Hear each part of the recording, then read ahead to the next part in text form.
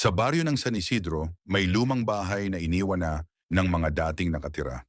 Sa gitna ng bahay may isang malaking aparador na gawa sa kahoy na naroon na raw mula pa noong itinayo ang bahay. Sabi ng mga matatanda, ang aparador na iyon ay pag-aari ng isang matandang binata na biglaang nawala at hindi na nakita pa.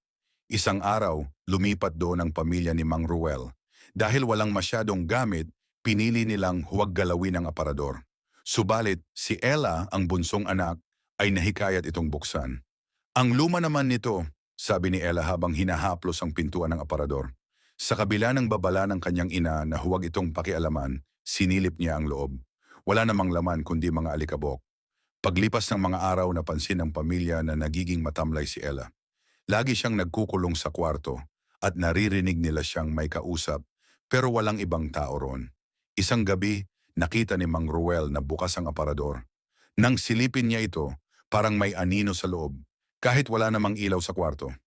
Ella, huwag mong papasukin! Sigaw niya, ngunit huli na. Nakapasok na si Ella sa loob ng aparador at biglang sumara ito. Kahit anong gawin nila, hindi nila mabuksan ang pintuan. Sa takot, tinawag nila ang mga taga-baryo para tulungan silang sirain ang aparador.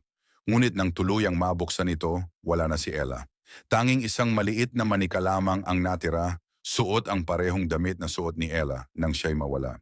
Mula noon, walang sino man ang naglakas loob na tumira sa bahay at ang aparador ay nanatiling nakatayo, tahimik ngunit tila nagmamasid.